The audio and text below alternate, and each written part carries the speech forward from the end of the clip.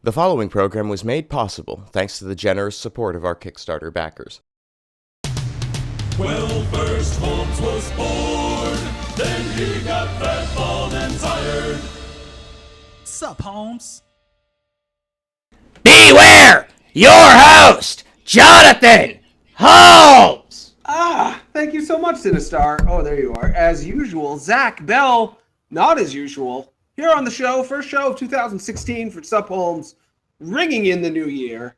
Very punny joke, because your name is Zack Bell in Bell's Ring. Very true. Very true. I haven't gotten that one either. No way, really? No, never. Have you gotten a lot of Zatch Bell jokes? I have gotten a lot of Zack Bell jokes. What is a Zatch Bell joke? What is it? How does that even happen? Do people say like, "Hey, Zatch Bell," and then just laugh as though that is a joke? Yes, Serve that? basically, yeah.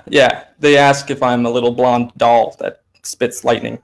That's I forgot that's what happened. There was a pretty good Yes. Zatch Bell. Now that I'm thinking about it, there was a Yes. pretty good 2D pixel art Zatch Bell game. I think for either Game Boy Advance or I played it. Well, that was the problem, is because I was a fan. Like I played the card game and everything. It was so I went to tournaments and they wouldn't believe that it was my name on the ballot. So yeah. It's like if I went to a 1970s pornography tournament where people were That's true. competing That's a thing. Yeah, maybe it is. Because my name is Jonathan Holmes. There was a famous porn star by the name of John Holmes. He was involved in I'll pretend like I don't know that.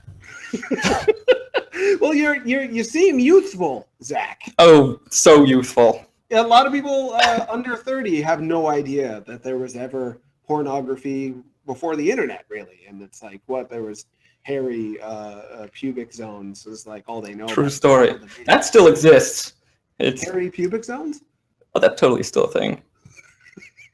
Yeah. I'm way out of the loop. I'm almost 40. You know. Anything pubic is kind of just a distant memory to me. It happens. Yeah, It happens. That's a huge joke I did. You make video games. I attempt to, yes. You've been doing it for a little while. You're very one of the things I Yes. like about you already, Zach. And we've never met before, but I've followed your stuff Yeah. as well as I've been able to. You know that people are interested in like making video games. You know Yes. that's a good Yes. place to start. Your website is very informative about how you got started in game development and how to go about like making and marketing a game within 3 months. You're kind of like advising Yes. other people how Yes. to do things as you're doing them, which is a really cool way of going about it. So I feel like I already know a little bit about you. One of your first games was going to be called Frog Sword. Am I remembering Yes. this right? Yes. Good place to start. Yes. I want to hear because it's people love the idea of Frog with a Sword. Yes, they do. Chicken Sword is another one people love. Yes. Another Yes. As soon as Mig shows up in the chat, it's gone to shit. So I'm waiting for that. Mig, who was working on Chicken Sword, I'm Yes. not sure if he still is. He's been working on a what looks like a dodgeball game. Yes. Yeah. Instead. But anyway, people love Chrono Trigger. People Yes. want Frog from Yes. Chrono Trigger to have his own game. People Mhm. don't even really care at this point because people are so desperate for more Chrono Trigger. Like, is this a real game or is this Yeah. a knockoff, a ripoff? They don't care. They're just like, give a frog a sword and have it do Yep. something, please. Yep. And you seem to have known that because you were working on a game called Frog. Yeah. That was 2012, I want to say. I had just dropped out of school, the first school. I dropped out of 3 schools. Wow. Yeah, I kind of bounced around, but I learned Game Maker at one of the schools, and it was super easy to pick up. And we threw together a prototype for Frog Sword in, I don't know, 2 days, maybe, like a weekend. It was just me and a friend at the time. We didn't really have company stuff planned. It was just for a fun thing. And it was basically like Super Meat Boy, but you can hit stuff. That's the premise. I don't know. It was supposed to be a funny, simple game. You'd go through a world, hop around, slice stuff, and then at the end you'd find a princess and you'd kiss her trying to become a person or a prince. But instead she would just find you disgusting and she'd like throw up on you or something. And you'd move on to the next princess. And that was it. Sounds good. It's pretty simple, but The graphics are very nice. Who Yeah. worked on those graphics? What's his last name? Hunter is his name. I think he's still Penis Manly Guy 69 on Twitter. If you want to look him up. Yes. do. I can't wait. Mm. Penis Manly Guy Yes. 69, working on the quite lovely sprite art. Yes, he's working on Duelist right now, doing animation. So he's still doing well. Duelist, I'm trying to remember. It's got really complex, it's like more 16-bit level realistic characters, but they're but the heads are just like 2 pixels doing like big magic and like arcane attacks with giant fire axes and stuff. I actually haven't played it yet. But yes, I hear it's good. It looks great. Sure. So Penis Man 69? Penis Manly Guy. Oh, it was yes. You and Penis Manly Guy 69 working on Frog Sword, make a prototype in 2 days. What could go wrong? Something went wrong. Yes. How do I explain this without insulting half of the planet? Like basically. Are you going to insult all women, Zack Bell? Because that usually probably at some point, but not yet. I brought in a third friend, and he is now like my producer, business person. He's sitting next to me, Alejandro. I saw on Twitter you were. He did all the marketing stuff and Steam API integration for Ink. Cool. But we brought him in, and we got some funding, and the original partner I was working with, we all just started to clash personality-wise, and we had different visions for the project, and he felt like he owned the IP, and we didn't want to do legal battle stuff, so we just dropped it and moved on to something else. Short. So 2 days, you were not thinking, well, this is going to be how I'm going to make money from here on out. Yes. Penis Manly Guy 69 was the other person you were working with initially? Well, he was technically a contracted artist that we brought in after the 3-person team was established. So it was myself and essentially like an idea person. Okay. He's not really a programmer. I don't know. You did the art initially? Yeah, it was really bad, but I'm sure it's not as bad as you think. And then you liked it and thought this is going to be a business. This is going to be a profit deal. Yeah, there were enough people on like TigSource and Twitter and wherever who seemed interested. We got fan art, and we weren't even planning on releasing it. It was just a small thing. We're like, oh, cool. So we were that was about the time Greenlight started to become a thing. So we figured there was a way to make money doing it, and that's when we brought in other people, and that's when it kind of crumbled slowly. Yeah, how much worse does stuff get when you start doing it for money? It can go pretty bad. It can make things a lot worse, doesn't it? It's 2016, and I haven't talked to the guy since, so that's how bad it can go. Isn't that painful? Yeah. It sucks. Why do you think that is? What is it about introducing the idea of this being something that is for gain now? Like as opposed to making it for play, making it for exercise, making it as a hobby. Now it's become about something that you're supposed to take back from. You're supposed to make money from. That you're supposed to have be your calling card professionally. You own in order to kind of get your name out there and profit. Doing it for power in a way. Like even, maybe that sounds a little strong, but if you do something for money, in a sense, you're doing it for power. If you're doing it for fame, you're doing it for your future. That's so you can have power over your future. So what is it about introducing that power element that then causes people to have power struggles interpersonally? This is what it sounds like happened to you. Yes. Well, I'd say the hardest thing for us going into that was none of us had worked on anything professionally before, and you kind of have to divide up the company, divide up who gets how much. Do we each take an equal share? Is everyone worth an equal share? How do we decide what we're going to be worth because our roles aren't even in place yet?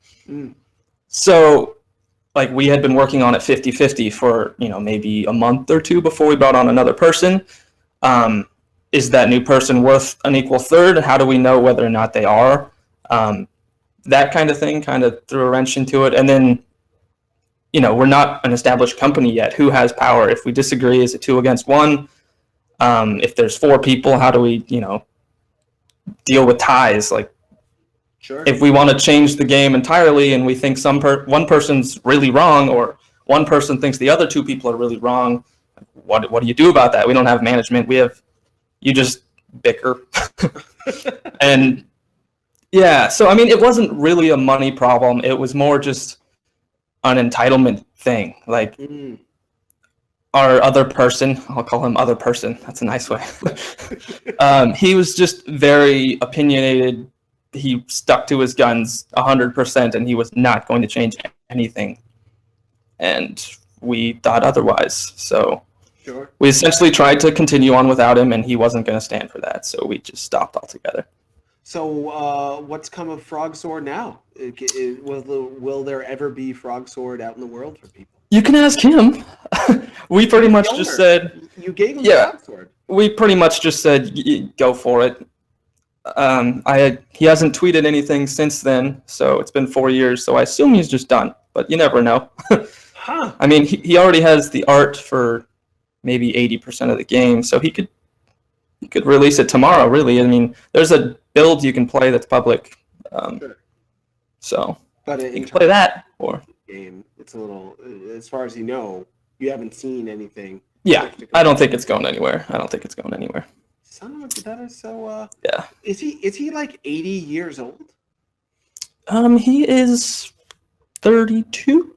That is way younger than he sounds. He was reminding me already. You may know the story already. I'll tell it to you real quick. It's sort of relevant. It's a fun story. Go for it. There was a man, an older man. He fought in World War I. He survived World War II. He was in a concentration camp. His last name was Blitz.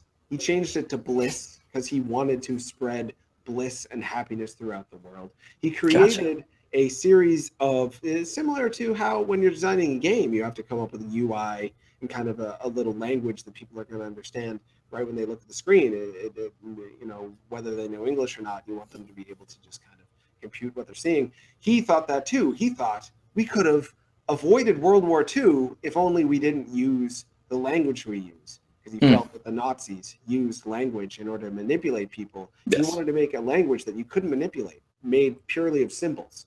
And he spread it around. He thought people were going to love it. Nobody cared, except for people who worked with handicapped kids who were nonverbal. They loved the language, and they adapted it. And he was like, oh my God, he was on his deathbed, and he heard his, again, last name is Bliss. If you want to look it up, it's called like the Bliss symbol system or something. But then they used his symbol language in a way that he didn't like, because they used it as a teaching tool to eventually get these kids to the point where they could read English. And he like sued them. He like fought them tooth and nail. And he was like in his 80s at this point. He was fighting for the idea that he wanted his legacy to live on in the way that he devised it. He didn't want his idea to be, even though he was initially really excited it was being made into a real thing, it then got deformed into something that was still useful but different than what he imagined. And because he was on his deathbed, he fought tooth and nail and then died, as far as I know. Your former business partner, he's not dead. He's not even close to dead. He's as far as we know. There are some parallels there. I mean, he was a sergeant in Afghanistan, I want to say. Really? Huh. So that's kind of how we met. Is I was in the music industry before games. That's the way I thought I was going to go. So like my high school grades towards the end weren't great because I was like, I'm going to play drums professionally, and I was. But then I kind of just changed my mind. But he came back from the military, and I had bad grades, so we both ended up at this shitty tech school. Can I call it shitty on here? You sure can. Okay, great. Let's call it DeVry just to give the place a name. But anyway. DeVry Institute. Yes. Huh. Yes. And so you're playing the drums. You're at a tech school. You meet a sergeant in the army. Yeah, well, we just ended up in this, like, you can make games too design degree. And it was bad. It was like a really bad, expensive diploma mill type of place. I don't think they can afford to sue me, so I think I can talk crap about them. But that would make them look really good if they sued their former students. You know, yes. Come to school here. We'll see you later. Anyway, please. They were bad. The one good thing they gave me was they gave me a design course that taught Game Maker, and I learned that. And then I dropped out of there. And I don't even think our degree program exists anymore. So if you want to get a bad degree, you can't do it anymore. And the sergeant in the military, I would assume, military service, he would be able to, continue on in the working world from there. The military often gets. I think he was injured, and he's just on like some type of you're injured money. I don't know. I'm not sure. Yeah. Gotcha. But anyway, he's a good guy. I don't mean to talk crap about him. Like he was a good friend. It just didn't work business wise. So I hope he does something eventually because he's really good at what he does. He's just hard to work with a lot of the time. Isn't that the thing of it? It's so easy in theory to think, well, this is a good person, so things are going to go well moving forward. But we're not that cut and dried. In general, people aren't just like, I am always good or I'm always bad. Yes. These situations can bring out stuff in us that suddenly, it's similar to the old cliche that you can have a best friend and the second you move in with them, they become your worst enemy. It's changing that venue and context can totally ruin everything. Well, I hope he does something with Rob. I hope so too. We'll see. I would even hope, what if he came to you and said, it's been 4 years, I've learned a thing or two, I want us to be equal partners in this, can we finish this thing? You've gone on to make video games. And like you've done it since then. Yes, yeah. I mean, every 6 months or so, I open an email and I start to type to him. And then he'll watch this and see it. And we're putting it all out there that he's a human being, you're a human being. Maybe you can work it out. I don't know. It's hard to say. If he came to me and he was reasonable about it, I would be willing to talk to him, but I don't think it's going to happen. He's too headstrong to come to me. I have to come to him, and I don't think I'm going to. I don't need to at this point, I guess. No, you certainly don't. You're on your way with Fara and the Eye of Darkness. Very excited about that. Yes. And you've got Ink on Steam as it is, a game where a white cube splatters things and jumps and doesn't die if you're good at it. You can ask all the important Ink questions, like why is the cube white? I can't wait to ask that, and I will very soon. But before I do that, I'm going to, because it's hard for you, because you have this personal relationship with a guy, and there's history there. Yeah. There's maybe some baggage.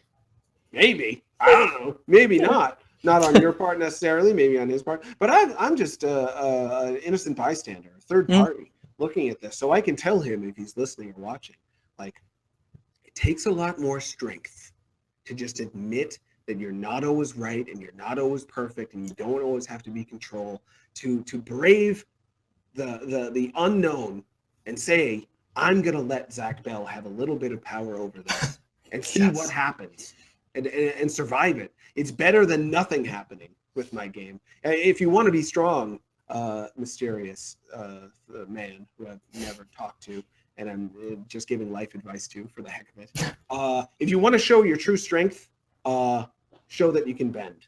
Isn't there an old saying? I think it's a Zen axiom that the oak that never bends can be chopped down, but the willow will bend but never break, something like that.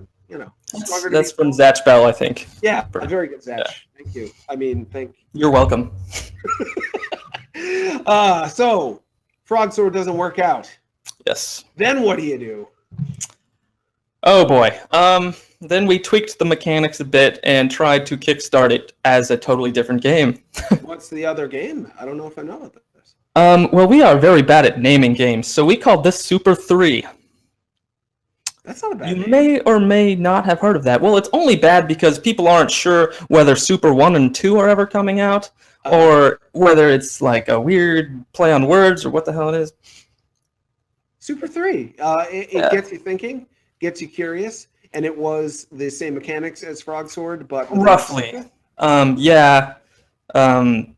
Hunter, penis manly guy. Basically made us like an alien character. I went to Digipen for a while with my producer Alejandro, and we made a game called Afterworld there as a student project. And Super 3 was kind of like a spin-off of that because Digipen owns your IPs and we can't actually make it. I didn't know that. So you go to Digipen, and anything you make there, they own it. Yes. Oh my god. This doesn't seem like such a good deal. They are great if you're going into the AAA industry. Amazing. Absolutely the best place you can go. But if you're doing indie stuff, it's kind of just hit or miss. Right. So if you're just working on how to keep a AAA game together on the coding side, or just doing texture and polygon work and stuff like that, not creating your own IP to sell and market in 3 months. It has happened. Nitronic Rush is a very popular Digipen game, which eventually turned into Distance on Steam, if you've heard of Distance. I have. So they're the same game. They just changed it enough that the IP is new, and I think they got special permission and everything. But anyway, so it has happened. We just didn't want to go down that route. The thing that strikes me right away, and this is a parallel to like first you're struggling with a friend over the ownership of an IP, and then you make something in Digipen, and so the idea that people are looking at these little indie games that in the past, 10 years ago, people were like, oh, that's a cute pet project. That's probably a waste of your time, though. Why don't you go, get a job at a fast food restaurant, actually make money or something? Now people are like, oh my God, I've got to claim ownership of this indie idea because I could potentially get rich off this. People are looking at the little things you're working on as potential goals. Yeah.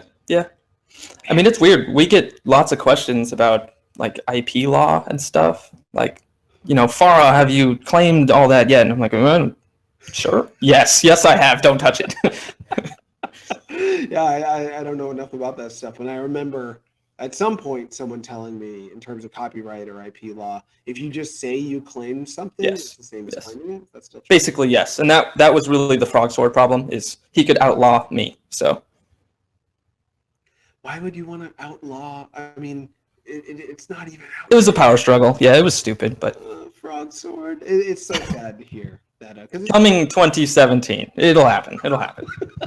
I hope so. And I now that I've had a little time to have my brain turn the wheels there. I'm remembering Super 3 a little bit. Did it have kind of a purpley light blue? Yes. Yeah. I don't think I ever wrote about it, but I stumbled upon it at some point. And thought about it. And how did that Kickstarter go? It was another like unfortunate train wreck. It was going fairly well, and then we tried to hire a very popular sound person, and he composed a track for our Kickstarter trailer and a bunch of things, and he started to work, but he also works for Sony, so he's very pricey. And we found out, you have to do, a couple big Kickstarter pushes, and each time you should probably have a new trailer with more music because so many people were commenting on the music. Oh, the music's great, blah, blah, blah, blah, blah. I love that guy. And we couldn't afford to get him to do different pushes and do more tracks during the Kickstarter. So we were kind of just like, either we do soundless tracks after everyone's impressed with the music, or we just, stop it for now. And we kind of just took it down 2 weeks prior to it being done, something like that. I don't remember. So you did one Kickstarter campaign, didn't make it, and then wanted to relaunch with a new. Is that right, or am I hearing that? Originally, we were going to try something else, like a relaunch or some other way of funding it, but we kind of just dropped it. We kind of just dropped it, and at sometime maybe 6 months later is when I started doing ink, and it was like my final, I'm going to do this, and if this doesn't work, I'm just going to do contract work and figure out the other options. Sure. So ink was kind of my final chance. And were you in school at this point, or do you? I had dropped out of Digipen at that point, and I was making most of my money on the Game Maker Marketplace that had just opened recently. So I just upload here, this gets you started making a platformer. Here's some Hotline Miami mechanics, and just like little packs of stuff that people like making that they don't know how to make. I just upload it for like $2, and yeah. Really, I don't. Talk to a lot of video game developers. I don't know if I've ever heard anyone mention this to me as a potential. I don't know if you gave this a ton of thought. It was like a master plan or anything, but sounds like on some level you noticed there is a market for people who just want to learn how to make games. And pay bucks to do so. From about the time Super 3 was on Kickstarter, teaching kind of became part of my brand. Just everyone liked Frog Sword. They liked how it felt, and then they felt the same way about Super 3. Oh, the controls feel nice. It's very Meat Boy-esque. How does that work? How does the wall jump feel so good? Why? So I just blog posts, sell source code, and it made enough money to get me through, a year or so. And it still comes in. It trickles in. I don't really have to monitor it. It just shows up in PayPal, and I smile. So you, wow. It's the creators of Super Meat Boy. I know them. I don't know them super well. Or we talk maybe a couple times a year. Yes. Actually, just interviewed Tommy Reffinis for Nintendo Force magazine.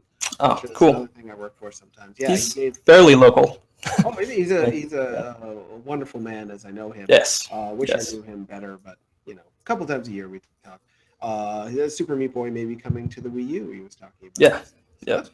That'd be cool. But yeah, he could teach as well as you have. Yes. What you seem to have noticed, was that from personal experience in trying to learn how to make games from colleges? Did you see there's what the conventional way to learn how to make games doesn't work, so I'm going to step in and do it for people?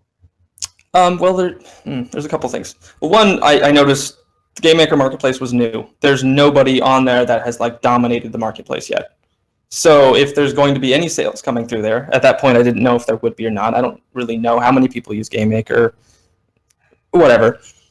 But if there were going to be people buying stuff, I might as well be the one selling stuff, because there's nobody else that's using it yet. It was only available to people using the beta channel of Game Maker Studio at the time, which is a very small subset of a small subset of indie developers.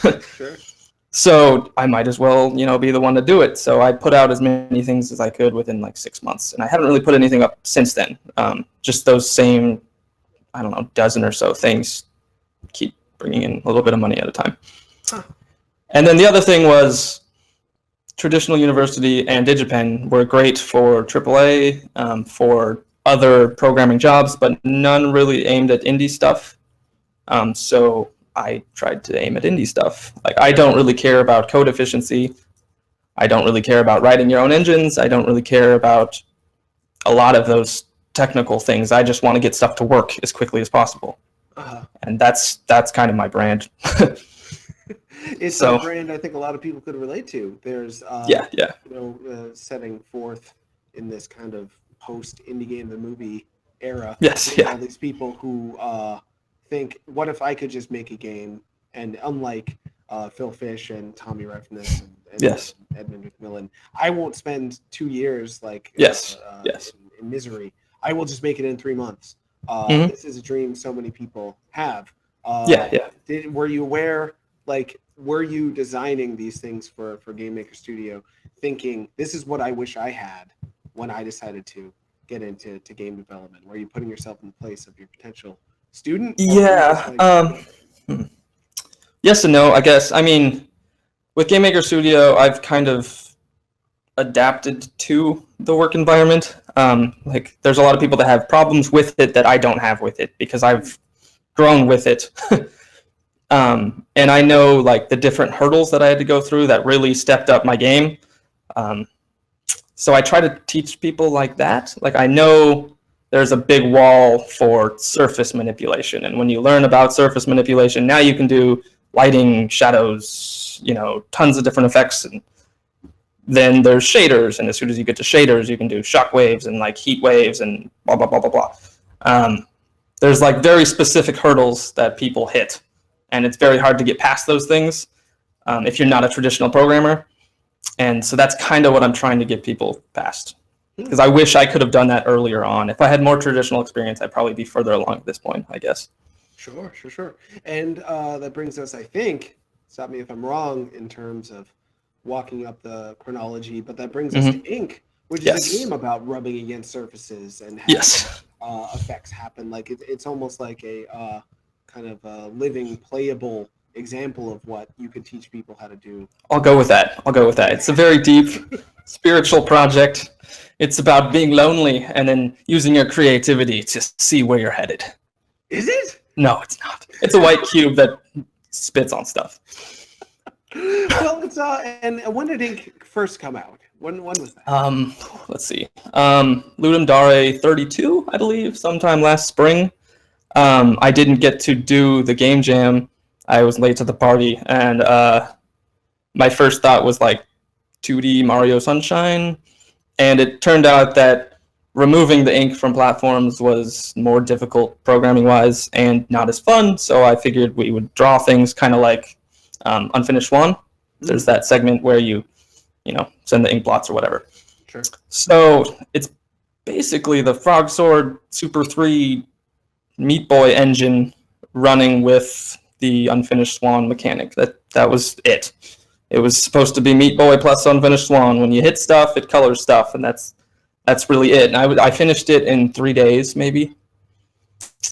And then within 3 weeks, it was on itch.io for like $2 or something. I don't remember. Wait a minute. Yeah, 3 days. What? 3 days. Well, it was. What the heck happened? I mean, there's a lot of levels in it. 4 It's hours. not like a game you can just play Yeah. in 5 minutes. So was this all of the levels that are it's on Steam now? Let's see. Yeah. 4 hours to not content, like mechanic complete. Within 4 hours, I had prototyped it, and it looks like it does now. Within 3 weeks, it was on itch.io, and then 16 days later, it was through Greenlight, and then total of 3 months, it was on Steam with 75 levels or whatever. So 12 weeks total, probably about 1 month of full-time work, because I was doing contract work and other things at the same time. Sure, contract work for games or other stuff? Yes, yeah. Kind of bouncing between things, yeah. Huh? Wow. Yeah.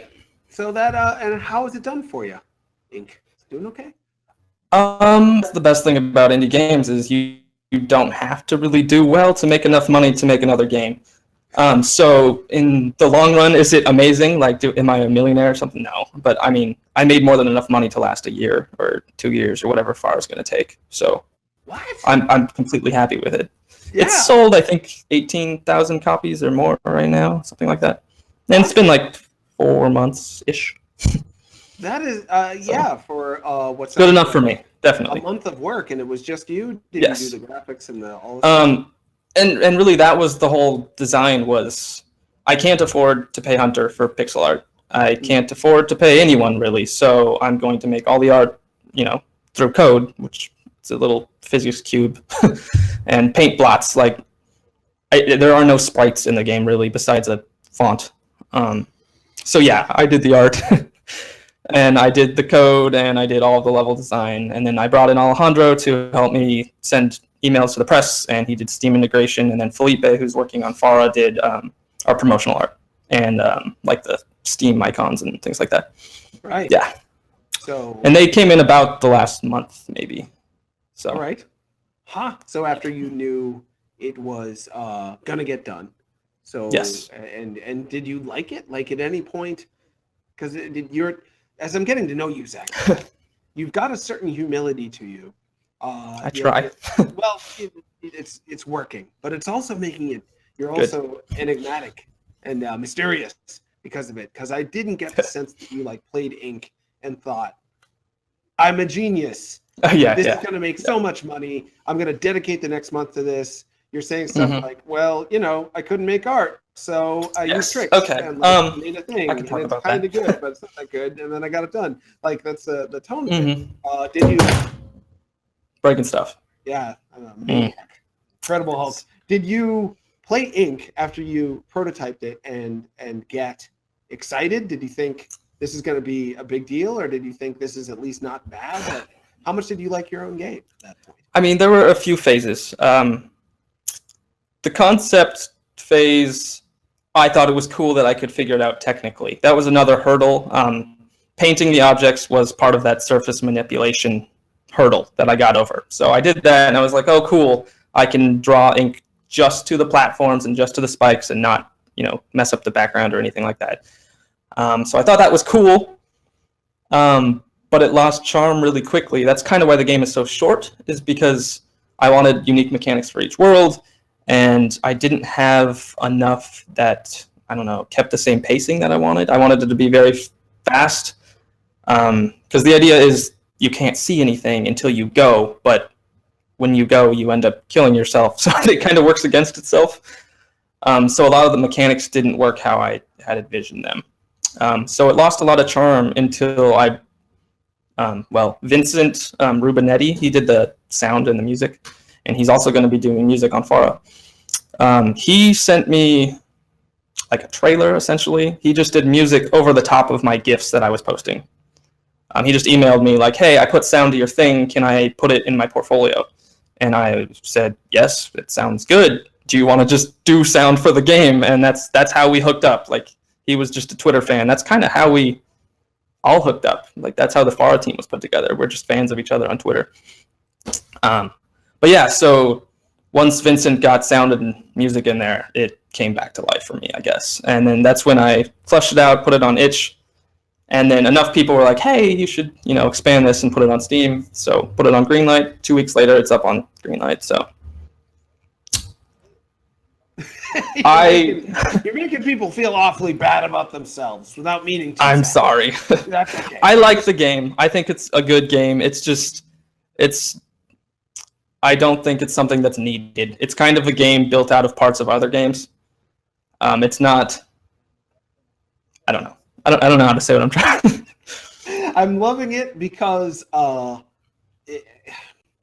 it's beyond humble now, Zach. It's downright insulting your own darn game. Is what you're doing. I'm picturing the box for ink. Ink. Yes. Yes. Sony is like, whoa, ink's cool. We'll throw Zach $10,000 and put it on PS4 and Vita or whatever. Zach, do you have any box art quotes? It's not a very good game. It's basically a game made out of other games. Period. Zach. Yes. Yeah. That's it. That's it. Ship it. Yep. And you know what? I think it would work. Quick sidebar. I'm curious about your opinion. I annoyed a couple of game developers who I quite like, who were on this show not that long ago. Fox and Tyler, creator of Closure and Yes. Bombernauts, very neat game. I wrote a Digipen guy. thing. Oh yeah, that's true. Yeah. It was New Year's Day. I was really tired. I drank a lot of caffeine and just suddenly wrote like just a stream of consciousness. Like, I noticed that the creator of Undertale like really undersells this game. He actually was going to be on the show, but then like backed out. You almost called it Undersell. Is that right? No. Totally believe you. What a deadpan delivery.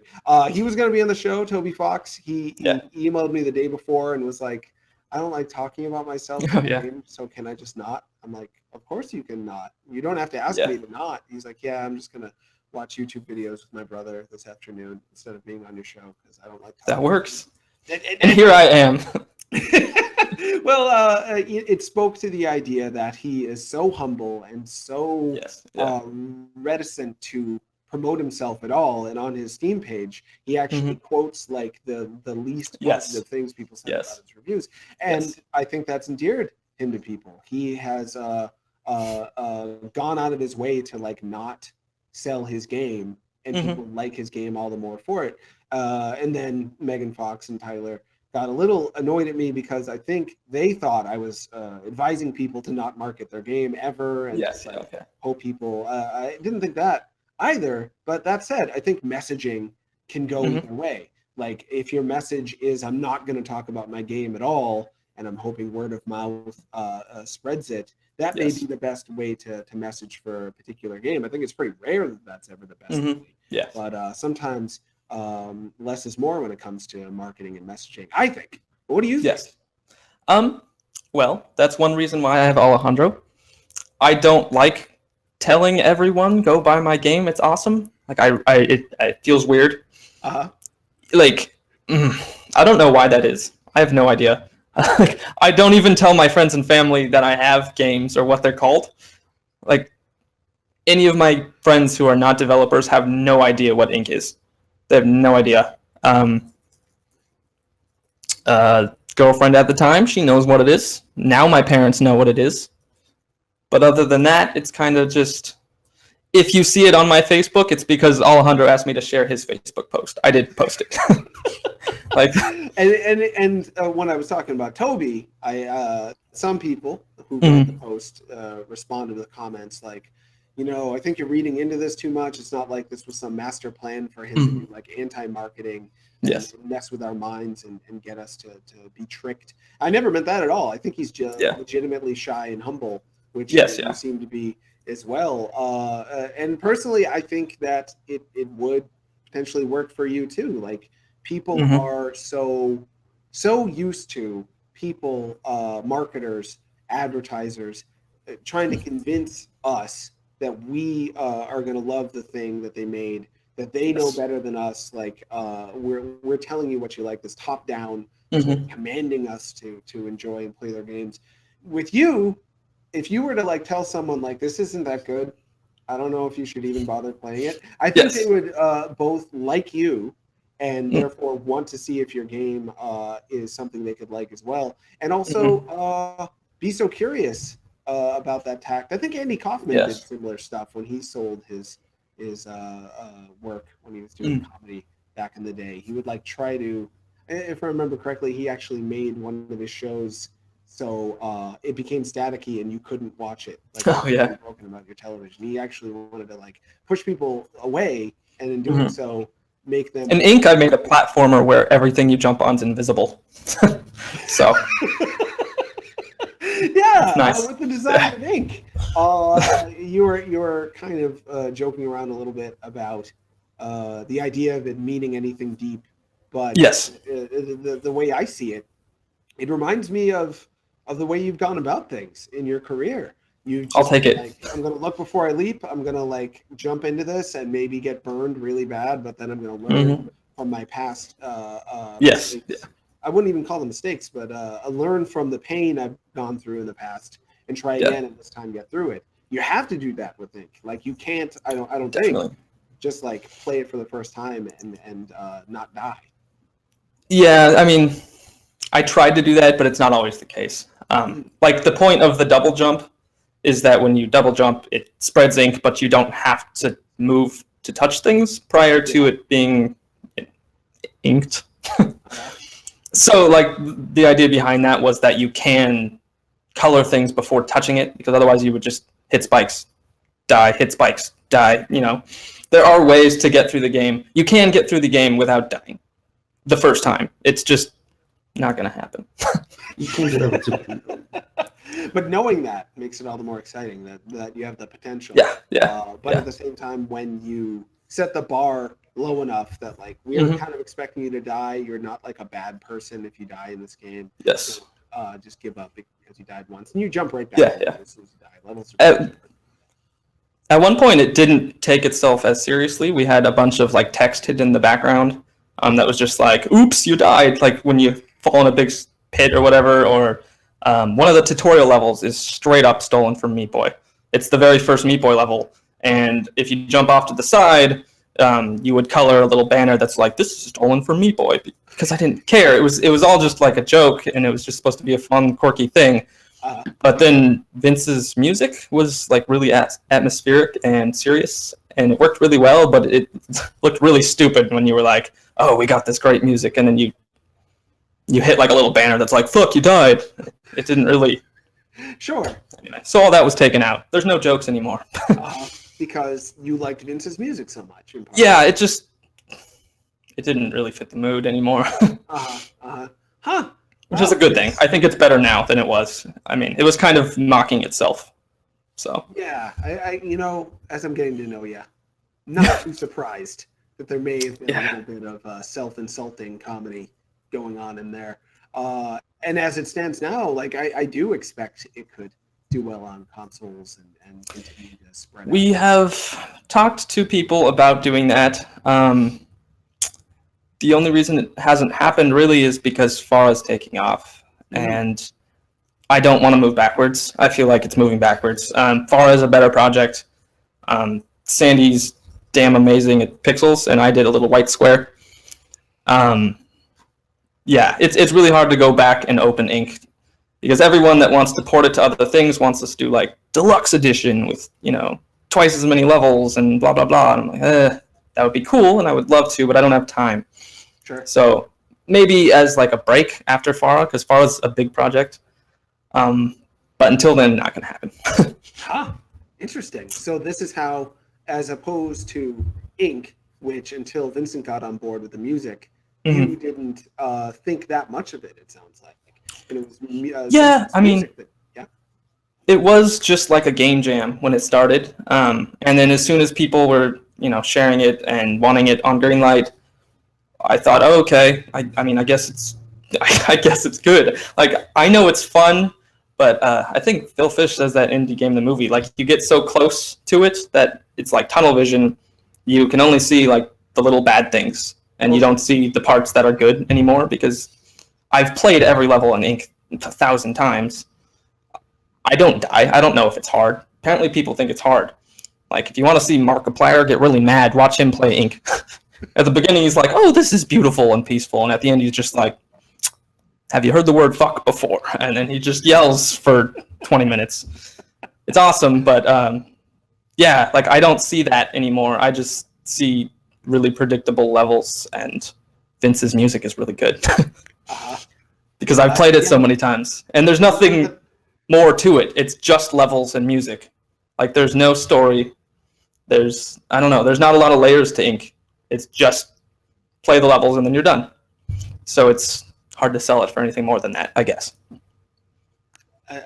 I'm wanting the back of the box art quote. Yes, I'll come up with some. I'll make a box and I'll send it to you.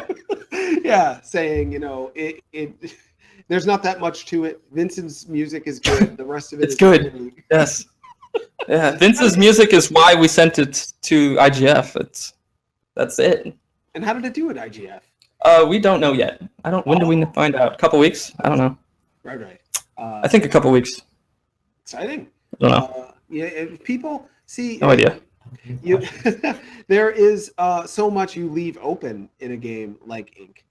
Yes. Yeah. There's trying to remember the name of it. There's some school of thought on interpreting something somebody else made, be it a play or a movie or a thingamajig, where if you give people a lot of information that doesn't allow them to fill in the blanks with their own mind, and therefore there's less moments of potential connection that they can make when it's all just kind of fed to them. Yes. Yeah. I think it leaves so much to, it feels like imagination coming to life when you play it. This is not stuff that you think, I like your game so much more than you do. I could talk about it for a long time and you would probably say, well, actually you're wrong. It's not that good. But, when you're having an idea, when you're taking risk on sitting down and saying, yeah, instead of just washing the dishes or doing predictable stuff to fill my time, I'm going to allow myself to take some risks and see if I can come up with an idea and maybe not hate myself if it's not like the best idea ever. Yes. And decide that I'm terrible at everything because I wasn't hilarious or beautiful or talented or any of the other things you might do. So you sit down with a piece of paper or whatever in front of you and you throw ideas out there. Maybe they suck and you die, or maybe it was good, but it's like a splatter of idea on the page, and something is there that's never there before. And for better or worse, you did something. And that's how you feel with Ink. It is a little bit, for me anyway, a metaphor of deciding to go out and make something. For better or worse, you're at least going to try. Was that any of that intentional? Did you know this already? Yeah. I'm going to go with yeah. Yeah. I think the hardest part about releasing Ink seriously is that I'm such a huge fan of Super Meat Boy. And Frog Sword was built around that general feeling. Super 3 was built around the same general feeling, and so was Ink. Just the pacing, kind of the feeling of the controls and physics.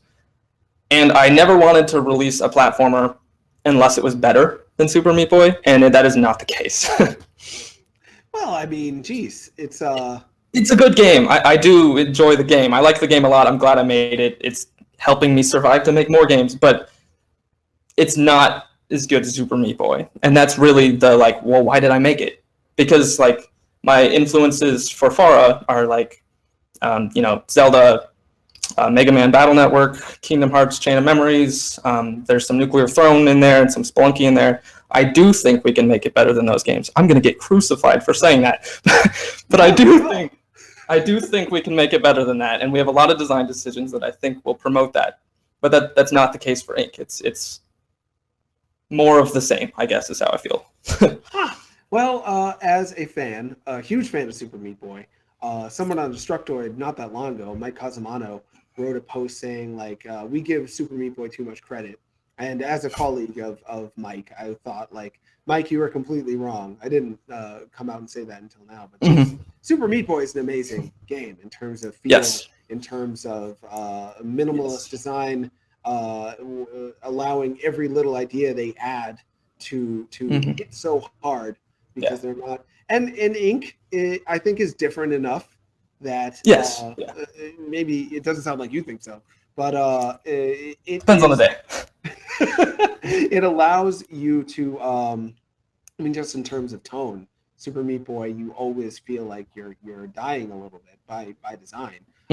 Whereas with Ink, I feel like no matter what I'm doing, it was productive and fun because I splattered some ink. Like you're always getting a little reward no matter what. Whereas with Super Meat Boy, I would feel very harshly punished a lot of the time, but because I was so invested in the world, and again, Danny Baranowski's music keeps you going even when, like, I don't know if I would be able to enjoy Super Meat Boy if it weren't for music. So that's not it's not an uncommon thing in 2D platformers. I'm trying to think of a super hard 2D platformer that doesn't rely on the music to keep you going. True. Yes. I mean, they have other little things like the replay system where all the different Meat Boys hop around, all your deaths and stuff like that. And we try to do things like that. It just. But let me ask you a quick question, Zack Bell. I don't know how big of a Linkin Park fan you are, but if you can. Depends on the day as well.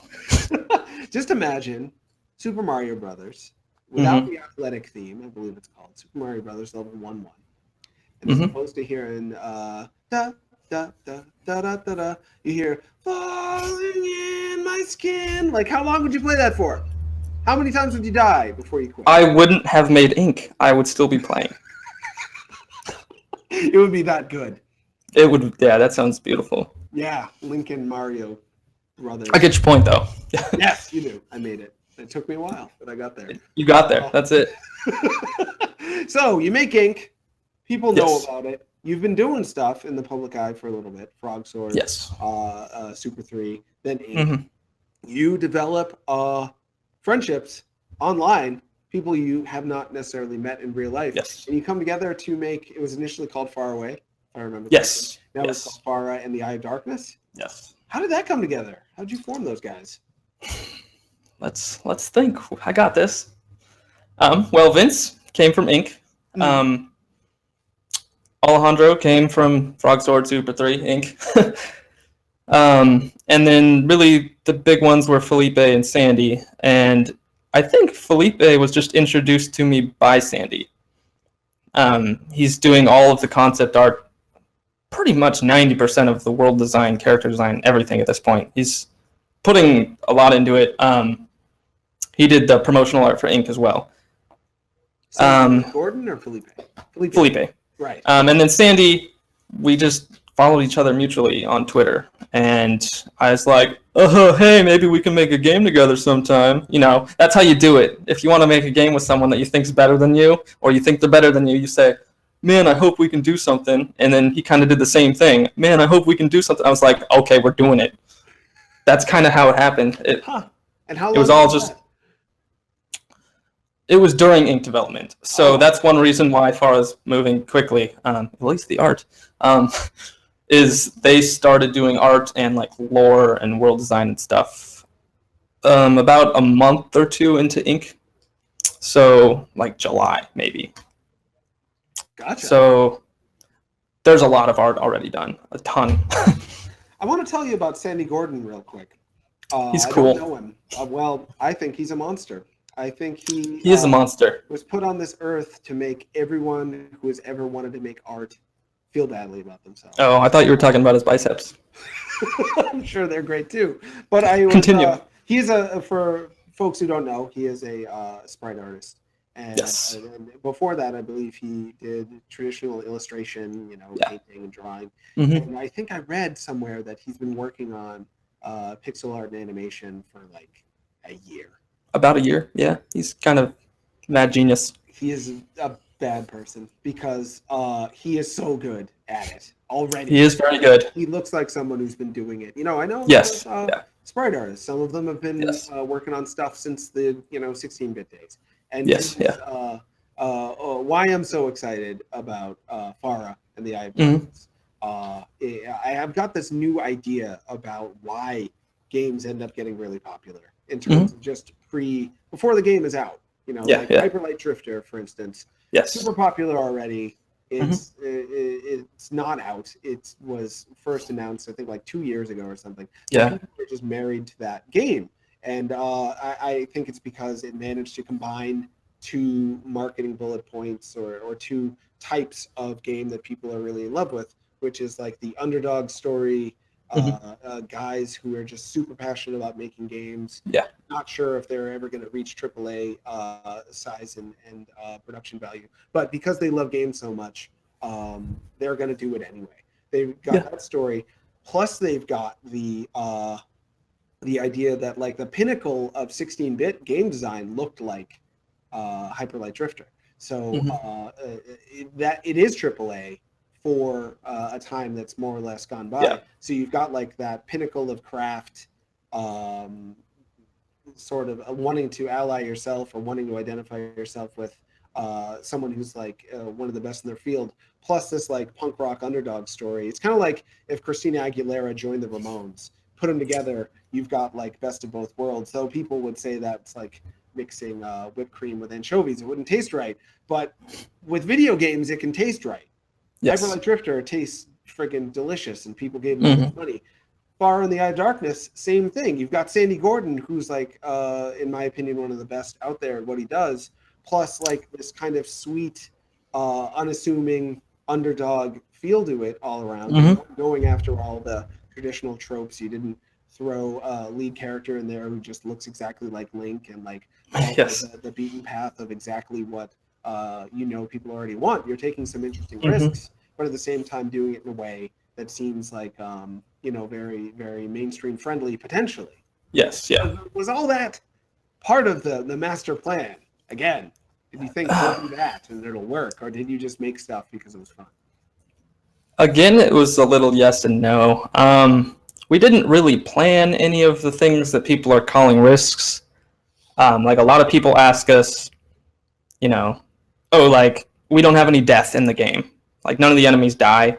They're just like taken over by the Eye of Darkness, and then you whack them, and then they kind of explode, and like ink flies off of them, and now they're like a happy, clean version of the bad guy instead of dead. So everyone thinks like that's cool. Like, oh, maybe they're jumping on the Undertale train, and you can do like a passive run and not kill anything. Like you just can't kill stuff, and that was kind of a side effect of the story. We didn't try to do that. And we have tons of female characters, and people are like, oh, you're pushing that thing.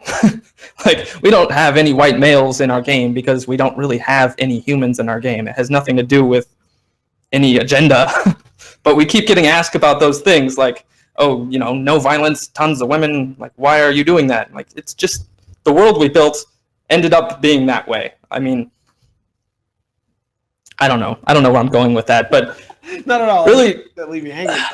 But, like, I have got to guess that you want balance in the things that you do, and you also want to give one of the things that you've said repeatedly in this episode, when you're talking about how much you don't like your own game. You'll say like, it didn't need to, I think that was another bullet point. Like this game really need it doesn't need to exist. Whereas with Fara, you wanted to make something that you couldn't get anywhere else. Yes, Fara. Yeah. Go ahead. Sorry. Fara is definitely the first game that I am making because I want it, and I can't get it anywhere else. The absolute first. It's the first game that's not just this plus this comes up with something new that I can't, I feel like it's unique, and I like where we're taking the lore and the color palette and the animations, like everything feels fresh to me, and that's why I want to work on it. How much do you like what you're doing on it? Like, how much do you think, wow, good thing Zack Bell's on this project? A lot. Yeah? A lot, yes. Right. I mean, Get it out of probably for the first time. I feel like game maker wise, I'm where I need to be. There's nothing that we don't add because we can't add it anymore. I can do anything that I want to do. And that's really cool for me, and it's really cool for the designers. So, yeah, sky's the limit, I guess, is cool. Awesome. And you feel good about the fact that you're part of this team. You think that you're valuable. Yes. Awesome. Yes. Oh, yes. I made sure that we're like all signed on to a team, and we're going to work on many other projects because I'm not letting Sandy and Felipe go anywhere else. That's awesome. So maybe to dial it back a little bit, because I sort of in for folks who are already kind of caught up to speed on what Fara is, but to bring it back for people who don't know, what is Fara in the Eye of Darkness? How does it play? Right. What is the lore? Tell us all. Cool. Honestly, we've kind of been wishy-washy about it publicly. We haven't really done any big like this is what it is pushes, but it's a roguelike, action roguelike that has like card-based mechanics for the battle system. It's open world, but it also has random encounters for the battles, so it's somewhat unique for the roguelike genre. I think the idea approaching it was that games like Spelunky and Nuclear Throne, basically how they work is you play, you die, and then hopefully you get better, and then you get farther the next time. That's the idea. And then when you play it the next time, it changes slightly or whatever. And I don't tend to get better at them enough to see the end. Like, I've never beaten the Nuclear Throne in Nuclear Throne. I just won't. I never will put enough time into it to actually finish it. And that sucks because I really like what they do and I'd like to see all the content, but I never will. So the idea with Fara is you build a deck of spells, and when you die, the game resets and everything randomly generates again, but you keep your deck. So if you go farther, you get better cards, you die, you come back, you start over, but now you're stronger from the start. You don't have to, linearly progress again. So is there a cap on how big your deck can get? Like yes. Every time you play, There's a strict cap on number of cards. We're still not 100% set on the types of cards that you can hold at any given time because, I don't know, we still have some balancing to work out. But for the most part, you just have a deck of, let's say, 30 cards, and you can put whatever you want in there. And you can save multiple decks if you want to have different runs to go to different areas, because we're playing with a bunch of different ideas. But for the most part, it's supposed to be a roguelike that's more accessible. Huh. So I don't know why I'm so super concerned about this right now, but my heart is totally in this. Like, if I get a card, yes, I'm like, I wanted that card so bad. I heard about that card from a friend. I wish I could get it. But then I've maxed out on how many cards I have in my deck. You have like a trunk. You have you can hold as many cards as you want. Thank God. You just save. You can save several decks. I'm not sure how many. Yes, definitely. What's one of the worst things about me, and there's so many bad things about me that it's hard to pick just one. But one of them is that I kind of just want my life to be me looking for things and then putting them in a giant trunk. That's what's up. Oh, my poor wife. Jeez, what am I looking at right now? I'm looking at an Epic Mickey stuffed animal. I don't know why I still have that, but I do. I've got a kangaroo. I've got Powerpuff Girls DVDs I'm looking at. So many amiibo. I never want the trunk to, I never want to have to throw anything out of my trunk. I still have my Atari 5200. And when I play games like Binding of Isaac, mostly Binding of Isaac actually, I will be so freaking sad when I can't just select. I'll come up, I'll get lucky and get a really cool set of abilities, and then I'll never have those again. I can save the seed maybe, but I might forget to write down the seed code, and even then, what am I going to do? Just the same run over and over again. I want to be able to apply those abilities to a new run, and I never get to.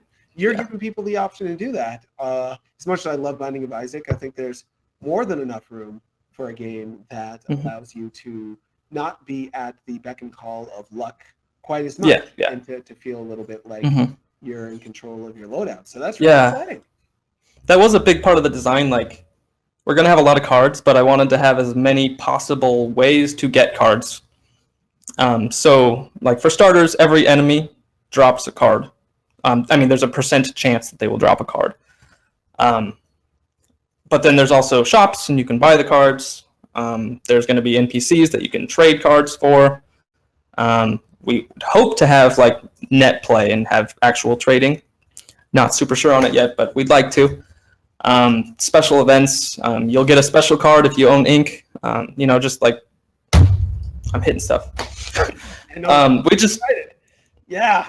I want as many ways to get new things as possible because that's the exciting part of the game. So That's one of the things I used to love about Pokemon. Along with Resident Evil and Final Fantasy, is sadly one of these series that I'm just not as interested in that I used to love. Yeah. It used to be that no matter where you went in Pokemon, you were maybe going to get a new Pokemon. And people were going to talk to you obsessively about Pokemon. There was kind of a story, but it was mostly just like, do you want to talk about Pokemon with strangers? Yeah. I love the idea of Fara potentially having that too, kind of an undercurrent of obsession with just card collecting. Yeah. I can totally relate with that. That would be fun. And I mean, we're leaving a lot of the lore out of the game on purpose and stuff like that, and we want people to care enough to piece things together more than we want to spoon feed them things. We plan on adding content for as long as we find it fun. There's still a lot of undecided things, but right now it's huge. There will be lots of things to collect, and hopefully it won't be as killer as Nuclear Throne or Spelunky or Isaac, but we'll still have enough challenging, interesting things for people that are that great at those games. So, cool. Trying to strike a balance. Sure. Well, I think Spelunky, Nuclear Throne, these are games where you feel bad. Like I really like those games, but they do urge you to play again because you feel so bad about the time you lost before. I would love a game where I'm constantly feeling good and I go back to play it again, even if I had a successful run and I don't think, I wish I could try that again because I'm angry I was unlucky in that run. So I'm going back out of like a sourness and wanting sweetness. I would love continual sweetness and just play again for pure fun. Over and over. That's not easy though. Like you have to make the rewards come pretty readily. Like how in your can you play through Fara now? Is it possible to start a game and Not really. No, not quite. Really the big hurdle right now is trying to find procedural generation methods for both the random encounters and then the entire overworld and main flow of the game. Sure. Because essentially there will be like, what do I compare it to? Maybe like a Link to the Past overworld that's generated, and each area will contain different enemies, and if you touch them, you'll enter a random encounter that's generated according to the enemy you touched. So I'm trying to generate a bunch of different things and streamline it so that I don't have to rewrite generation every time we add new content, essentially. Gotcha. So just a quick clarification. The Link to the Past was, more or less a standard Legend of Zelda top-down. But there's Adventures of Link where you walk around and you touch into an enemy icon, then you go into a fight. Did you mean Adventures of Link? Oh, okay. Yeah. I mean, what's a good example? What's a better example? Paper Mario, maybe? Oh, sure. All right. Walking around. Or like Tales games also. It's fairly similar to that. But basically, big overworld, you can see enemies. When you touch them, it spawns smaller arenas to fight in. Gotcha. And then you return to the overworld. And what sort of happens that way in Chrono Trigger, too. Yes. Though the arena stays the same. Would the overworld always be the same, or does that randomly generate? That is generated as well. Gotcha. Yeah. Huh. So what are you envisioning will be like? It's not going to be like a Legend of Zelda game where you start at the start and then 12 or 14 hours later yes the ending. It sounds like it's going to be a run by run style. Yes, it will be run by run. We've played with a few options, but as of now I'm still seeing it as a run by run thing. I'm not sure what the playtime will be on a complete run, but I'm hoping they will kind of stay the same length depending on whether you're a beginner and you only get to the second area, or if you're really good and you finish the game. Because by the time you're finishing the game, the first areas are easy because all of your cards carry over. Ah, right. So you come back and you're super strong and you kind of just burn through the first couple areas, and then you kind of grind the end again. And the first time you play, you're kind of just grinding from the start. So I'm hoping for like 40 minutes to an hour and 20. It's kind of what I'm aiming for. Sure. And obviously you can elongate that. You can spend a lot of time with the NPCs in the towns. We're going to have mini games and stuff that are like non-combative. There's shops and stuff you can spend time in, and you don't have to do all of the encounters. So you can avoid stuff, or you can decide to do everything. So it'll be quite different from run to run. But yeah, I'm trying to think of a game that has a procedurally generated, non-violent overworld. It's just like every time you play, you may bump into a new NPC who's going to be in a new location in this area. You'll have to find the town all over again to allow people to have that sense of exploration every time they play. I'm not sure if I've seen that before. Good. Maybe I there's so many games. Yes, yeah. I don't claim to have played them at all, but I don't know if I've seen that. And that's something like, as much as I love Binding of Isaac, and it captures so many of the things I loved about the first Legend of Zelda the first time I played it, in terms of like room by room, always having that tension of, am I going to find something cool in this room, or am I going to get killed in this room by a bunch of lion men that throw swords at me? Like, Binding of Isaac lacks that overworld sort of, not in the thick of that feeling of, I'm just wandering around and seeing what's happening. Yeah, we're trying to bring a lot more of that into it. We still haven't really nailed down the formula, but like, for example, the town in the first area is all the buildings are boarded up and stuff when you first get there, and you can't do anything. You can't buy anything. There are no people. It's deserted. But if you do a certain thing and then you come back, it's very lively and you can do stuff. So we want to try to have like story arc happening, even though it's never really told to you. Same with like the mini games. Like, if you do the mini game and you do certain thing with it, later in the game something will change. It'll be generated, and that thing will be in a different area and could be slightly different, but you can still trigger like key story events by doing certain things, I guess. Cool. I don't know if I'm explaining that right. No, it's very, very well explained. And I keep going back to the feeling of curiosity. Like, it seems there's curiosity in a lot of the games you mentioned, Nuclear Throne, but not in that kind of purely innocent, not worried about losing. Yes. Like a safe place to explore curiosity. Yes. Either gain something, or you just had a cute little trifle of a time that was painless. Everything about Fara feels like it's rejecting making people feel much in the way of true pain. It's also cute and candy-like. You hit a warthog with a stick, and then it explodes and is a happy warthog. Like, that's what you did. That night. You made a warthog into a happy warthog. Yeah. We've been pretty careful about that. I think, like the way the generation works, there are no enemies to bump into when you're in like the town area, for example. Like, when you're there, you're safe, and you can go shop or do whatever. Like, it's very obvious when you are in danger and when you're not, I guess. Sure. So the pacing will be very different from something like Nuclear Throne. Yeah, makes a lot of sense. I guess one of the bigger concerns, and I think you touched upon this already, is balance. Yes. When you give people that much power and allow them to keep collecting all this cool stuff, if they do a new run, how could you keep it from being easy to the point of monotony if they're able to be so powerful at the start? We have several ideas. But I'm thinking, if the game gets hard enough, it doesn't matter how easy the beginning becomes. That's kind of what I'm leaning towards at this point. If you come back to the first area and you're super strong and you're just blowing up warthogs like it's nothing, that's fine and that's fun. Because when you're playing the game for the 10th time, you don't care about the first level anymore. You want to get farther anyway. Right. You know? You don't come back and go, oh, this is easy, this is dumb. Like, Like 1-1 in Mario is easy for you now. You don't complain about that. You don't say like, oh, now then when I play Mario, I wish there were more spikes or something. You know what I mean? Sure. How better does that all be Rogue Legacy? That's a good point. Rogue Legacy is also a good example. Sorry, I'm talking to Alejandro at the same time. He gives me talking cues. It's Yeah, great. he sounded like a great in the background.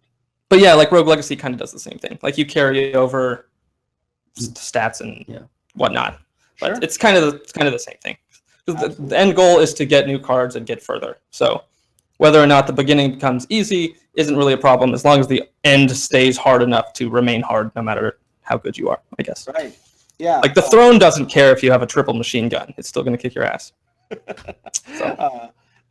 Doing areas again can be fun when you find just being there is part of the fun.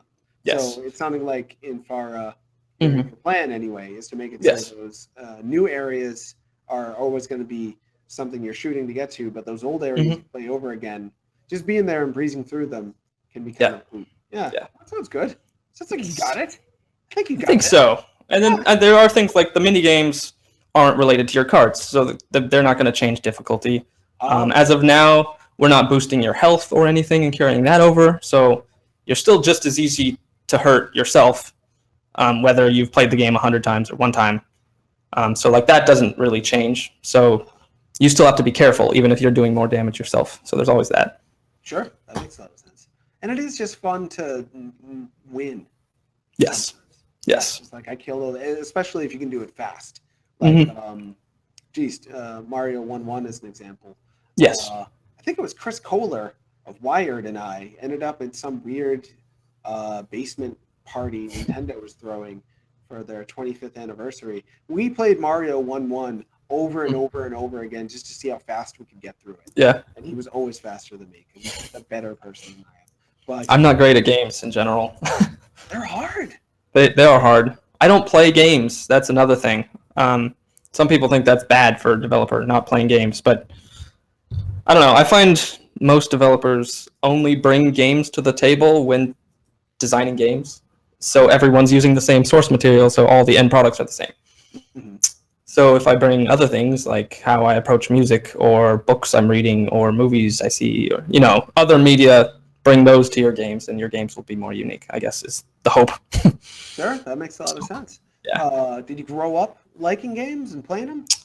Yes. I played a lot of games growing up. I wasn't really a big Nintendo guy, and now I'm a big Nintendo guy, so maybe that's why. Like, I think my first game was Sonic 2. Oh. Which is... Yeah, it's still like one of my favorite games because of that. So we could talk about Sonic and just cry about it for a few hours if you want. Who do I annoy more than Sonic fans? I annoy people who hate the Star Wars prequels because I always talk about how much I like them. I do like them a lot. I see all the things people don't like about them. I get it, but yes. And same with Sonic. Like I can talk about why I don't understand the appeal of Sonic, like literally, because I'm old. It came out as a cute but edgy thing for I'm guessing I'm at least 10 years older than you. I was, I think, like 20 when Sonic first came out or something like that. I was old enough to be like, I don't really get the appeal of this, but it's okay. You go fast. That's cool. But... Yep, gotta go fast. That's one of our most common Slack emojis. Yeah, the internet crowd loves Sonic. And, yes, Sonic they do. Hedgehog. Yeah. Yes. Yeah, they kind of mock themselves now, so that helps. It does. And there's nothing wrong with Sonic. I like him sometimes. Still goes fast. True. I wonder.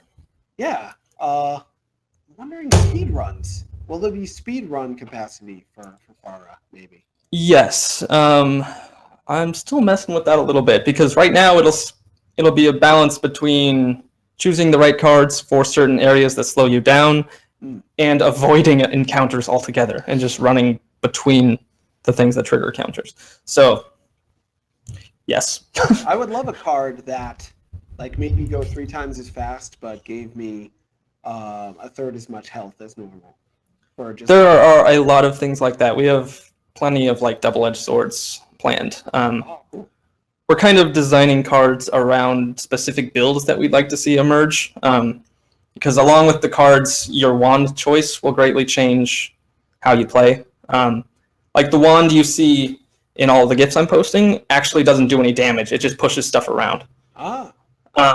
And I guess I haven't said this, but left click on the mouse is going to be your wand, and the right click is going to be your current card, and then the mouse wheel scrolls between the cards in your hand. That's how it works.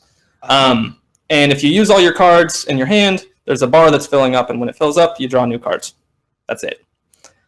So in between, like if you're just spamming your cards because you're stuck between a bunch of enemies and you don't have any cards and you're waiting for your bar to fill up, you have your wand to just hit things out of your way. It doesn't kill anything, doesn't help you really. But then later we'll have wands that are slower but do damage, or maybe a wand that heals you, or maybe a wand that speeds up how quick you get new cards, or charge shot, or different things. But the wand will greatly change your build as well as the cards. So this is the kind of game I hear about people trying to make them, and Trying. the inspirations phase, they tell me, is so fun because it's like, whoa, we want to fill this with ideas. I love having ideas. I love making ideas. And then they've got all the ideas. And it's like filling a house filled with your favorite people. And you're like, oh my God, this is so great. Hundreds of people I love. Celebrities are here. And, Albert Einstein's here. And then, Awesome. But you're a party coordinator. You can't just fill your room with people and then tell them themselves. You got to make them have fun and that they meet and get along well. And you're looking at Albert Einstein and Britney Spears is there, and you're like, how am I going to get them to get along? Once you've got the elements, you'll get by in his looks. Once you come up with all these ideas, is my point. Then you've got to make them work together. Yes, and that sounds like hell. That sounds it does. Hard. Yeah, that's pretty much what we're doing right now. Is taking all of the ideas and going, oh, is this even actually fun? So far, so good. Awesome. But yeah, that's kind of where we're at. How long, what are you guessing when you're looking at your life, thinking, will I be still toiling away at this task a year from now? Or are you thinking before 2016 is over, there's a chance it'll be ready? I would like the game to be done roughly around this time next year. That is wishful thinking. But that's because I assume it's going to be like a kitchen sink scenario where we're like, oh, this is a cool enemy, this is a cool area, oh, this is a cool secret boss, oh, these people want to do a crossover, oh, let's do this, It's kind of designed as like a cartoon more than it is a video game, and you can always add stuff, you can always make more episodes. But we can't work on it forever. So I would like to get it down to like a year and 18 months tops. We're still playing with how we want to handle that. Do we need to do a Kickstarter? Do we need a publisher? Do we need to do early access? Do people like that? Is that bad for us money-wise? There are plenty of options, I suppose, but we're still trying to figure that out because we want people to play it as soon as possible. But we also want it to be a big, cool thing that people spend lots of time with. So There's a balance there as well. That's not the fun part, I don't think. No. No, it's not. Yeah. But you can play it at GDC this year for people who are going. So will be playable. Yes. So 2 months from now, holy crap, I got a lot to do. Oh, cool. That's really fun. I wish I was going. Not this year. Yeah. So, I can send you a build because we got connections. Don't tell anyone. Hopefully no one's watching.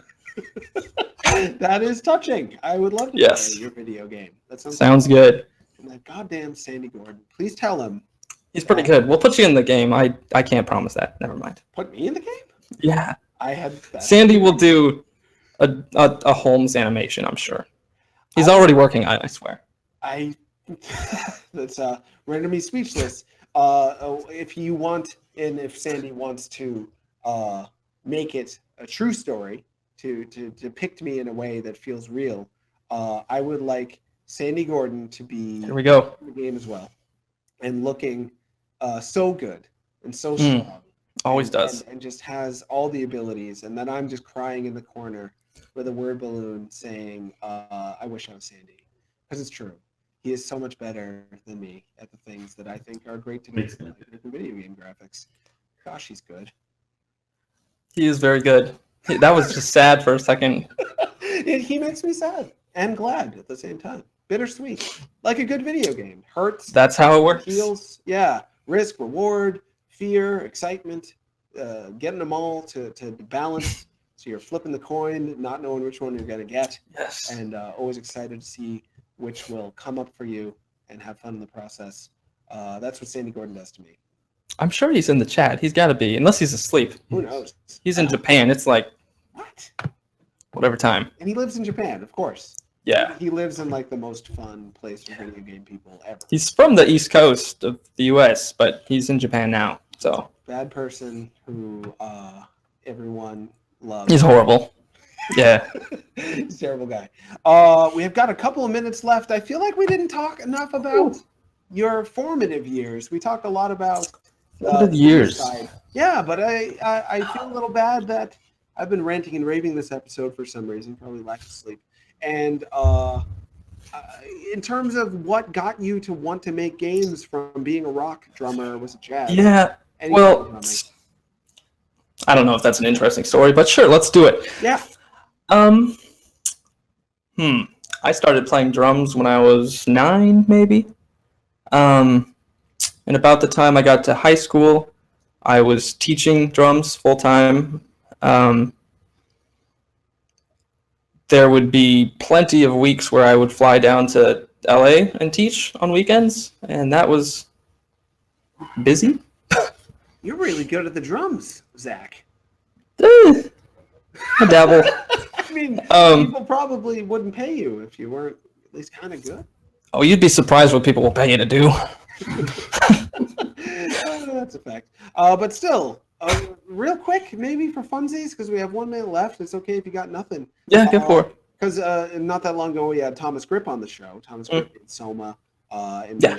some pretty good video games. And his games are, while we were talking, I volunteered the idea that he was sort of like a bass player, almost like Primus. I didn't come out and say that because I didn't know. Yeah. Primus. But he took something that's supposed to be a backing instrument, the bass, Gotcha. and Yes. turned it into the front man. Yes, His I can see games that. take the backing instruments, which is just atmosphere, Mm-hmm. gating off areas, and take out the front man, which would be like fighting, and make it the front man. Yes. And he was like, "Oh, nice observation." He liked Yeah, it. yeah. It felt good. You, a drummer, is there anything Mhm. about the way you make games that's analogous to what you have to think about when you are playing the drums? I look good while I do it. um, As I know you, as I've gotten to know you in the past hour and a half, the analogies I see: humble, the drummer, usually, unless it's Motley Crue or something, doesn't go Yes, out and become the front man. So it's like, Mhm. I'm going to back everybody up and create a groundwork for them to build Yeah. off of. I'm going to have Mhm. the foundation. I'm going to be a support player. Programmers have to do that too. They need to keep a steady beat and not lose track of kind of. They can't just let inspiration take over and Yeah. in doing so lose the heartbeat, the thing that needs to Mhm. be there for it to still sound like a good song. They have to be disciplined in that way. But if they've got a big enough drum set and if they're good enough, they can suddenly throw in some fills and let an editor, jump in and be a part of it too. Because people, Zach, not everybody like makes a couple of games and then is able to form like an awesome team of people who actively Yes. want to work with them. These people want to work with you for a reason. I would say, best drum analogy I could do is maybe like consistency over flashiness. Like, I am somewhat limited by the tool of choice that I use. Like GameMaker, I'm not going to be doing the next big 3D whatever. Sure. I don't spend a lot of time worrying about technical stuff or fancy effects or whatever. I'm just good at using what I have. And I just keep doing that over and over and over. And that gets the job done, I guess. And that lets, Sandy, the guitar player, solo his bass off. And yeah, that's the best analogy I got. It's a very good analogy. It works. And it explains the question as to why people want to work with you, because you are steady, because you are consistent, because you'll get the job done, because you give people a foundation to put their work on as well. That's the hope. That's a rare thing. People flake out, or people are Yes. jerks, or people Yes. make it so the working relationship dies. It sounds like And I will say, I have flaked out. sure. Everyone is flaked out. Just Yeah, but I haven't been perfect with my relationships, but I'm doing well now, I think. yeah. Even the best drummer gets offbeat now and again, but you value consistency and being there for people and getting Definitely. projects done. Yes. Not everyone does. You've probably seen it. I think that's a Twitter account called For Exposure. And it's Yes. people wanting artists to work for them for free. There's a lot of people who don't care about other human beings at all, and they just want to make projects. I You're tweet not one of- exposure tweets often. Yeah. That is not you. You're the anti For Exposure, and that's why I think you're Take gonna my be tiny indie dollars. yeah. Yes. I think you're going to be in this business for a while, which is, That would be great. Yeah. I've got high hopes for you. So Thank they you. can follow you on Twitter if they want. You're on. Yes, there. they can. I am. You've got. Tell us all about it. Zack Bell Games. And you've got a company too. There's a company. Yes. Space Boy Games is the company we just formed. It's basically the team working on Fara. That's technically going to be our first game under Space Boy. Inc. was just Zack Bell Games. Right. But we have many more planned already. But you don't get to hear about those now. Whoa. Yeah. That's very exciting. And if you're at GDC, you should check out his game. Yes, there will be a Space Boy booth. You can come. All of us will be there. Vince is flying in. Alejandro's here. Sandy will be flying in. Felipe will be flying in. So I don't think we have enough passes for you to look at all of us at the same time, but we'll rotate, and it'll be great. Sure. There's always sitting in the park afterwards. There's a Chipotle outside. It'll be fine. I've heard that. Yes. I'm at Tron Knots on Twitter. You can find Yes, me you are. writing about, talking about whatever. On YouTube, you can watch this, youtube.com/SupHolmes Show. 170 something episodes now. So many episodes of Sup Holmes. You can spend all of New Year's next year just watching Sup Holmes reruns, and it'll get you through at least a couple of days. There's so many episodes of this. You can listen to it on Libsyn and iTunes. That's really the preferred way. People are always annoyed when they say, "Why do you do it on YouTube? Why don't you have a podcast version?" There is a podcast version. You can listen to that instead. It's probably better that way. It's looking at me. I don't want to do it. I hate looking at myself. Did you know that? It hurts. Wish I looked like you. Look at your hair. You got a nice trim on. You look great. And I guess that's it. On that one. Yeah, you pulled it off. Thank you. Whoa, finger. That was fun. That's Alejandro's finger. Oh, you can see it. It's like Yeah. That's your life. I'm sitting on the floor in my empty office, by the way. you should. I can't rotate my camera, but it's just 4 white walls, and I'm sitting on the floor because I just moved in here, and my butt is numb, Oh yeah. and my legs are numb. Yeah. Fara's delayed by 24 hours.